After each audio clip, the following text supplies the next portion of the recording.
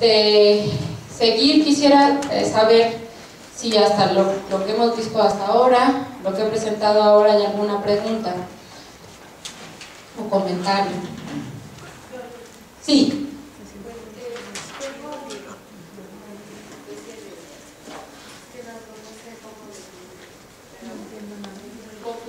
Ajá. Entonces entendemos que para estudiar, para definir, bueno, no definir, para encontrar el concepto de dialecto en una lengua, en los usos de una lengua, primero tendríamos que recurrir a estos a recursos históricos y también tal vez hacer como un análisis comparativo entre los grupos, entre las comunidades que hablan la lengua de forma similar. Bueno, no similar, ¿no? Pero bueno, con ese ejemplo que tendrían una raíz común gramatical. Entonces, en definitiva, creo que en estas comunidades se hablan como dialectos y a partir tal vez de un ejercicio comparativo podríamos hablar ya de un dialecto. Sí, esta pregunta que haces es muy interesante porque finalmente lo que tenemos es que, bueno, todo tiene que ver en parte por cómo se ha definido dialecto, ¿no? O sea, si uno busca la definición de dialecto, no la definición, digamos la que permea en las comidas familiares donde dicen, entonces estudias un dialecto, en el sentido peyorativo. No, digamos la definición más lingüística de dialecto. El dialecto ha sido, bueno, ahora no hablé de todos los criterios que subyacen, no sé si los vieron con Marcela San Giacomo, pero hay muchas formas de definir un dialecto. O sea, el problema con el concepto de dialecto es igual de ambiguo que el concepto de lengua. Ese es el punto, que dialecto es un saco muy ancho en el que puede ser cualquier cosa, ¿no? Entonces, ¿cuáles son las fronteras? La pregunta es, ¿cuál es la frontera de un dialecto? ¿Dónde vamos a marcar las fronteras de un dialecto? Bueno, ese es un tema que no es fácil de resolver para ninguna lengua, ¿no? En lenguas tan, digamos, bueno, en sistemas lingüísticos que están denominados bajo la misma etiqueta como el español, o sea, imagínense, bueno, ¿no? O el inglés, o sea, híjole, es que cuando uno escucha hablar inglés a alguien de Australia, son sistemas lingüísticos que no estamos familiarizados y que cuesta mucho trabajo, pero se llaman igual, o sea, incluso se les llama dialectos del inglés, ¿no? Pero realmente son los mismos sistemas. Pues esas son las preguntas, ¿no? Entonces, este concepto de comunalecto no es que esté como tan esparcido, o sea, normalmente se parte del concepto de dialecto. O sea, yo lo quise poner aquí un poco en la mesa para mostrar la variación que se nos escapa a partir de tomar como ejes los dialectos, ¿no? Porque finalmente los dialectos pueden estar definidos en base a muchos criterios. Te voy a poner un ejemplo. Uno de ellos, habíamos visto que puede ser por criterios fonológicos. Hay otros criterios, como el criterio de la inteligibilidad, que es qué tanto se entienden. Este es uno de los criterios más usados para clasificar dialectos. A mí este criterio me parece como muy subjetivo, muy poco lingüístico, en el sentido de el qué tanto se entienden no responde tanto a los sistemas lingüísticos, sino, insisto, a la voluntad de entenderse, y eso responde más al individuo o bien a una actitud comunitaria hacia un otro determinado sistema. Entonces, en este sentido, para mí el criterio de la inteligibilidad no es un criterio como tan válido, ¿no? O tan sólido desde una perspectiva lingüística, ¿no? Y este es el que se parte en muchas de las clasificaciones dialectales, por ejemplo, del Instituto Lingüístico de Verano, ¿no? El criterio de la inteligibilidad.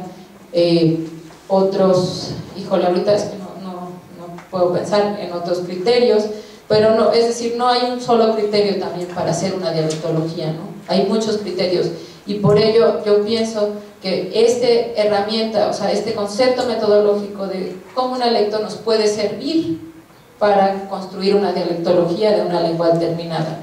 Pero, insisto, los dialectos, esto es una actitud que yo tengo como personal tal vez, y que puedo pensar en mucha gente que comparte esta actitud, cuando uno entrevista a un sociolingüista y le dice en concreto, bueno, ¿cómo defines un dialecto? La definición de dialecto es variación, una variante de una lengua. O sea, que al mismo tiempo eso y nada es casi que lo mismo, o sea, no, sí, pero ¿cómo lo anclo, no? O sea, si fuéramos muy radicales, cada persona tiene una forma de habla particular, ¿no? O sea, los que se llaman idiolectos, pues, pero ¿hasta dónde, no? O sea, en lenguas como en situaciones lingüísticas como la Ciudad de México, pues más los estudios van por el lado de la sociolingüística, tomando como ejes variables como, por ejemplo, estrato social, ¿no? Esa puede ser uno de los ejes. O sea, hay muchas variables que se pueden tomar en cuenta para hacer una clasificación. En lenguas indígenas, por ejemplo, pues estamos muy lejos de hacer algo así, ¿no? Como por diferenciación de estrato social. O sea, si a veces hay algunas lenguas que podemos hablar diferenciación de habla por sexo, o sea, sí hay, puede ser como un criterio ya al interior de una misma comunidad. ¿Cómo se permearía esto al resto de las comunidades que están etiquetadas bajo el mismo nombre? Esa se podría ser una pregunta muy interesante, ¿no? O sea, sí hay grupos que tienen formas de habla diferenciada para las mujeres y para los hombres, ¿no? Entonces, estas formas diferenciadas, si lo hacemos en términos comparativos, pues sí, o sea, pero en todo caso, con respecto a tu pregunta, sí se requiere un estudio comparativo para hacer una dialectología, ¿no? O sea, no se puede partir de otra forma de hacerlo, ¿no? Se comparan formas de habla y uno va a definir cuáles son las variables que vas a tomar en cuenta para hacer una dialectología. Entonces, las variables, insisto, pueden ser múltiples, y por ello la definición de dialecto es un término muy abarcador, muy amplio, que puede ser también poco preciso si nosotros no lo definimos bien, y nos puede como causar conflictos al ser tan amplio. Entonces, si lo definimos bien y lo anclamos bien, por supuesto que puede ser operante, ¿no? O sea, el término, el concepto es operante siempre y cuando nosotros tengamos claro el objetivo que estemos como queriendo alcanzar, ¿no? Entonces, en ese sentido, sí, la parte de la lingüística histórica y la sociolingüística se engarzan al momento de que estamos comparando distintas formas de habla en un momento sincrónico determinado, ¿no? Como muchas lenguas ágrafas, pues eso, los datos de lingüística histórica se construyen solamente a partir de los datos actuales, ¿no? Cuando tenemos datos de lengua antigua, pues también los incluimos, ¿no? A sabiendas de que estos datos pueden haber sido estandarizados también. O sea, sabemos que hay frailes que al notar la variación dialectal en los distintos lugares donde trabajaban, proponían formas estándares, ¿no? O sea, con formas estandarizadas, que decían, bueno, de todas las formas que yo he oído, creo que esta es la más apropiada, o la más, ¿no? O sea, a veces se pueden ver estas anotaciones en los documentos, ¿no? Donde el fraile está declarando haber hecho una estandarización de las formas, de las variaciones locales, ¿no? Entonces, sí, estando consciente de la variación en la región, el fraile pudo haber dicho, bueno, pues yo voy a poner la forma que yo considero que es la más apropiada, la más adecuada, ¿no? ¿Alguna otra pregunta o comentario? Bueno, entonces así con todo esto, digamos, el sentido de donde yo quiero, a donde quiero como llegar con todo lo que les estoy presentando, es a entender que la lingüística histórica efectivamente es una disciplina que se engarza muy bien con otras disciplinas antropológicas, ¿no? No quiere decir que como arqueólogos o como antropólogos vamos a hacer lingüística histórica, pero sí hay formas de incluir los datos de la lingüística histórica en nuestro análisis y que nos pueden ayudar a solidificar o a sustentarlo de una manera más fuerte, ¿no? Una hipótesis a partir de los datos lingüísticos. O sea, ese es el punto de engarzar todas estas disciplinas de la antropología con la lingüística histórica. Entonces, bueno, ahora digo un poco lo que se hablaba de los códices. Ahora quiero hablar de la lingüística histórica y la epigrafía. Entonces, bueno, no sé si alguien de aquí esté familiarizado con estudios epigráficos, pero bueno, la epigrafía es la disciplina que se encarga del desciframiento, del estudio de las escrituras antiguas. Entonces sabemos que hay distintos tipos de escritura, de acuerdo con Geoffrey Sampson. Hay un continuum en el que en un lugar se ubican las escrituras semasiográficas y en el otro se ubican a las escrituras glotográficas. Entonces están en medio las escrituras que combinan ambos sistemas. En las semasiográficas no hay una relación directa entre un sistema lingüístico particular y el sistema de escritura, mientras que las glotográficas están ligadas a una lengua en particular y representan distintas unidades de la lengua que pueden ser fonemas, sílabas, raíces e incluso palabras, todas ellas articuladas por reglas gramaticales de la lengua en cuestión. Entonces aquí las escrituras glotográficas, bueno, no voy a entrar en el debate ni de definición de escritura, ni si existen o no las escrituras semasiográficas. Hay quienes dicen que no es verdad, o sea que nada más hay escrituras glotográficas y que lo demás es iconografía, o sea, entonces ahí son debates, digamos, dentro de la teoría de la escritura que no voy a abundar. Sí. Una pregunta, profesora, ¿qué lugar tiene la paleografía en este campo? Eso estaría más ligado a la filología y vamos a entrar un poquito más adelante. Sí. Aunque hay quienes hablan para la escritura maya, también la escritura jeroglífica maya, de datos como ya, digamos, tradiciones de escribas que estarían un poco como en el campo de la paleografía, en el sentido de que se observan ciertas características gráficas, o sea, atribuibles a distintas regiones, ¿no? Pero bueno, ese es otro tema. Entonces, bueno, yo voy a partir del hecho de que existen las escrituras glotográficas y que para descifrarlas es indispensable conocer el sistema lingüístico representado. Entonces, cuando uno piensa en un tipo de escritura como la epiolmeca o mijezoque, que se ha llamado, donde está, por ejemplo, la estela de la mojarra, no sé si alguno de ustedes la conozca. Esta escritura, bueno, sabemos que es un sistema de escritura complejo, posiblemente previo a la escritura jeroglífica maya, porque sí se observan algunos signos muy similares, pero que tienen una estructura distinta, digamos, a nivel ya, o sea, sí se puede observar una estructura. El método estructural nos permite detectar una estructura, pero no podemos definir, no sabemos cuál es el valor de cada uno de estos signos, ¿no?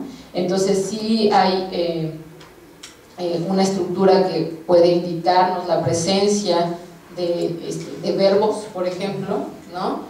Y si hay verbos, esperamos que haya argumentos, ¿no? O sea, que haya participantes, ya sea un sujeto o un objeto, ¿no? Pero eso es lo que esperamos, pero no se ha descifrado, porque en parte no, primero, no hay un biescrito, o sea, no tenemos un documento, como en el caso de la escritura maya, el biescrito fue pues el documento de Landa, ¿no? En la egipcia fue la piedra Rosetta, y pues para la IGESO que no se ha encontrado este vía escrito que nos pueda hablar ni del sistema ni de arrojar pistas sobre el valor fonético de cada una de estas unidades, ¿no? Bueno, entonces partiendo de que sí, que un sistema glottográfico está anclado a una lengua en particular, la lingüística histórica y sus métodos son una herramienta fundamental en el estudio de las escrituras antiguas. Y en particular, bueno, pues voy a hablar de la escritura jeroglífica maya. O sea, este tipo de metodología, digamos, es muy antiguo ya en el estudio de las escrituras que están en el viejo continente, ¿no? Pero aquí en América es algo como que muy reciente, que se está tratando de ver como una metodología que se pueda emplear para no solamente la escritura jeroglífica maya, sino también para otros sistemas, ¿no? Incluso, bueno, ahora la propuesta que retomó Alfonso Lacadena de Oban tiene que ver con el fonetismo en la escritura náhuatl. No sé si alguien tuvo oportunidad de asistir al curso de Alfonso, pero bueno, quien esté interesado vale la pena revisar todo esto sobre el tema de escritura náhuatl. Bueno, en primer lugar, la lingüística histórica ha permitido establecer qué posición ocupa la lengua de las inscripciones dentro de la gran familia lingüística maya, en este sentido, en el campo de la clasificación lingüística. A partir del desciframiento y de observar no solamente el léxico, pero también la sintaxis, la fonología de la lengua registrada y la morfología, se sabe que la lengua registrada pertenece a la rama cholana oriental, o sea, donde están localizadas el chortí moderno y el chortí colonial, y que más tarde se han podido hacer otro tipo de estudios en los que además se observa que a partir del clásico tardío, es decir, alrededor del 650 en adelante, se observa que los escribas comienzan a utilizar no nada más la lengua, esta lengua de prestigio, que se ha llamado cholano clásico o maya clásico, le han llamado de distintas maneras,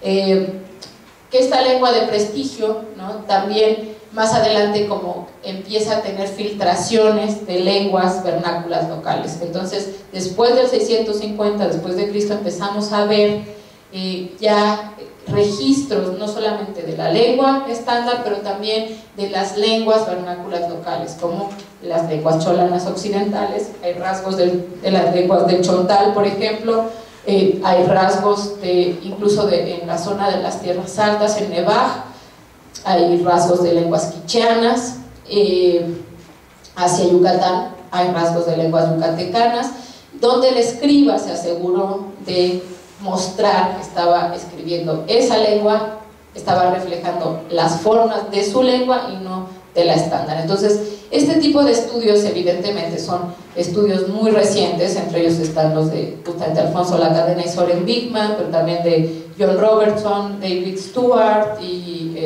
Stephen Houston, sí, donde podemos encontrar este tipo de análisis, ¿no?, relacionado ya con la gramática de las inscripciones, la lengua de las inscripciones.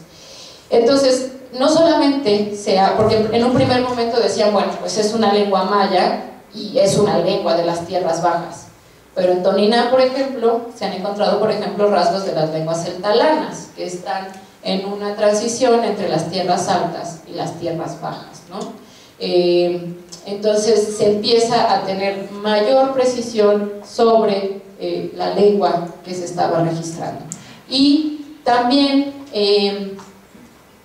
los estudios relacionados, o sea, con los desciframientos epigráficos, nos han permitido realizar una reconstrucción o sea, incluir, digamos, los datos de esta lengua ancestral, de esta lengua antigua, y incluirlos en la reconstrucción, ¿no?, como datos lingüísticos que forman parte, así como tomamos datos de registros de la colonia, también estos datos se toman en cuenta para la reconstrucción de una protolengua.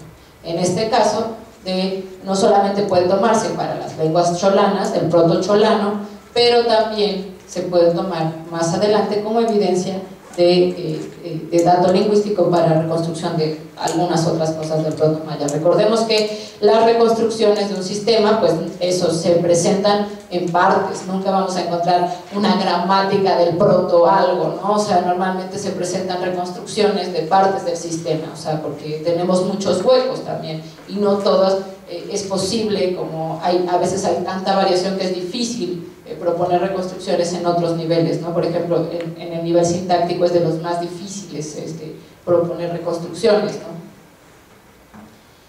Bueno, aquí pongo una muestrita de dos tipos de registros, o sea, tenemos registros entonces en vasos, en vasijas, y bueno, no voy a citar todos los tipos, este es un panel de Palenque, y este es una vasija.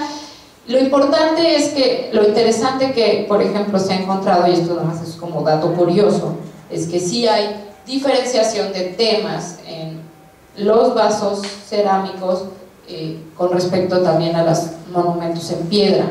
En los vasos cerámicos se ha encontrado un poco más, o sea, todas las marcas de primera y segunda persona se han encontrado en vasos cerámicos. No hay estas marcas de primera, yo a ti, o una persona hablando en primera persona, no es algo frecuente en los textos en piedra, pero en algunas vasijas sí se han encontrado estas marcas, y lo importante, digamos, para la lingüística es que encontramos otra pieza del rompecabezas en un corpus determinado, ¿no? Entonces, a nosotros como lingüistas lo que nos interesa es la búsqueda, por ejemplo, de pronombres personales independientes se hace en vasijas más que en los otros, porque en los textos en piedra normalmente todo está escrito en tercera persona, ¿no? Entonces, esto es importante porque forma parte del rompecabezas de la lengua registrada.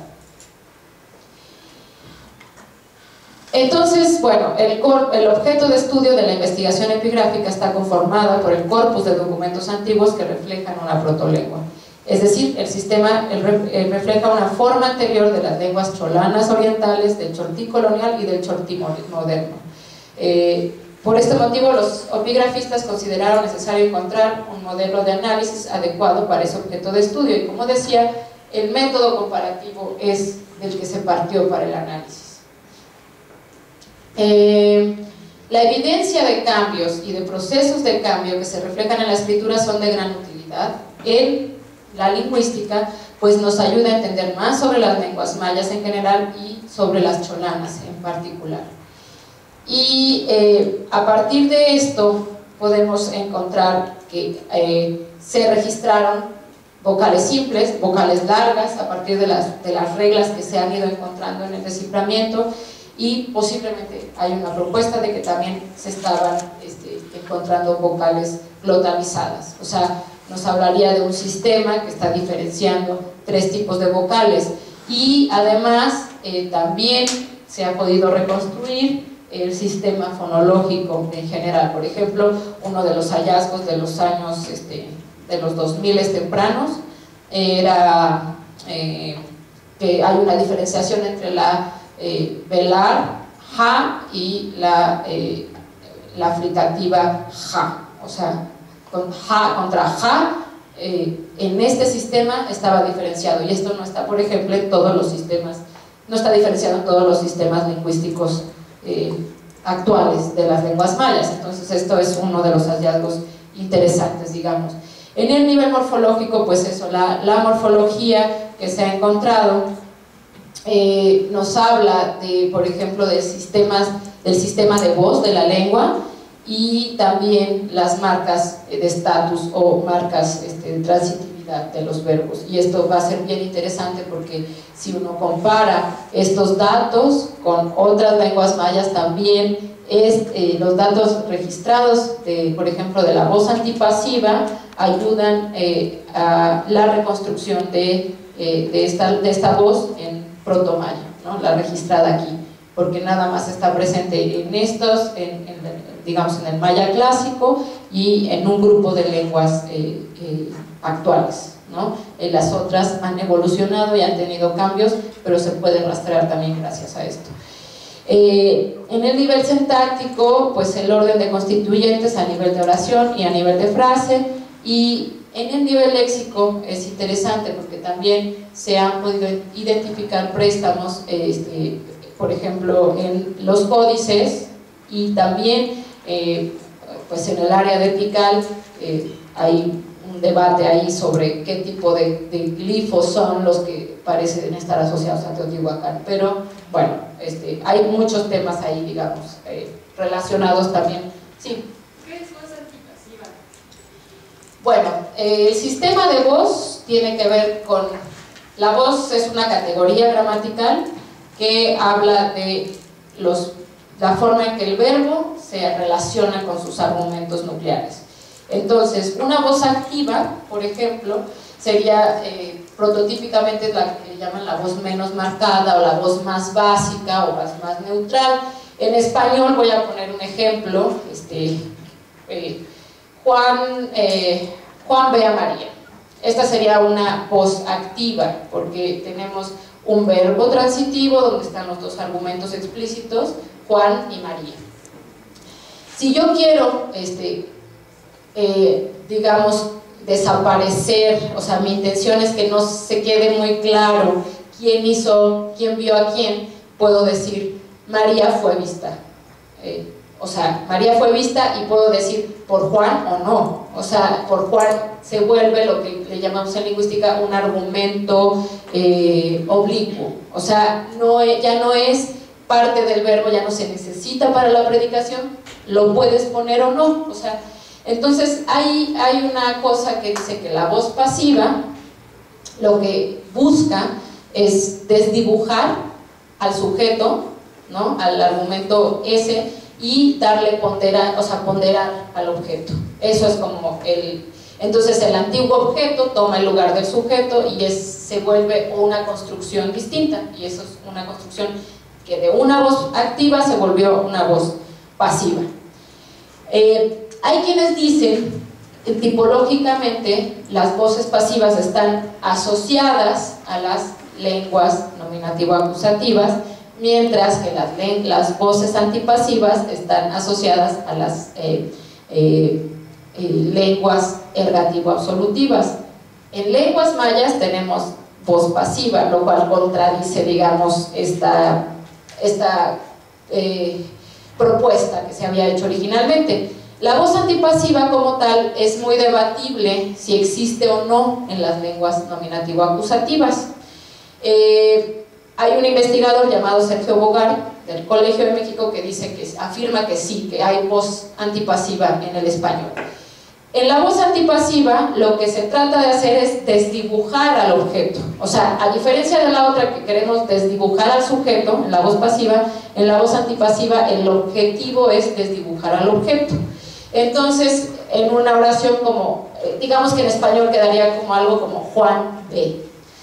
O sea, Juan ve, punto, ¿no? Entonces, claro, en español eso no tiene sentido porque no es una oración gramatical, o sea, algo le falta, ¿no? En lenguas como las lenguas mayas sí se puede, y lo que ocurre es que en el verbo se incluye una marca que dice, oye, yo ya vengo de una voz activa, pero ahora soy una antipasiva y puedo borrar perfectamente al objeto, y la oración es perfectamente gramatical, o sea, es aceptada, es aceptable, ¿no? Sí se está diciendo algo. Insisto, poner un ejemplo en español es difícil porque no hay, bueno, por ejemplo, creo que uno de los ejemplos que decía Sergio Bogardes con el verbo comer, por ejemplo, Juan come, sería un tipo de oración donde habría ciertos rasgos de antipasiva, porque normalmente comer es un verbo transitivo, donde alguien come algo, ¿no? Y si uno dice Juan come, por ejemplo, en español es una oración gramatical, digo, tiene un sentido de habitual, o sea, puede ser el aspecto el que esté ahí como diciendo algo, pero bueno, o sea, eso es a discusión. Pero en lenguas mayas, en general, siempre que hay un cambio de voz, en la mayoría de las lenguas, hay un morfema en el verbo que indica que hubo un cambio de voz. Y en las lenguas mayas son, por ejemplo, muy transparentes con estos cambios, ¿no? O sea, primero, la frase nominal objeto no aparece, el sujeto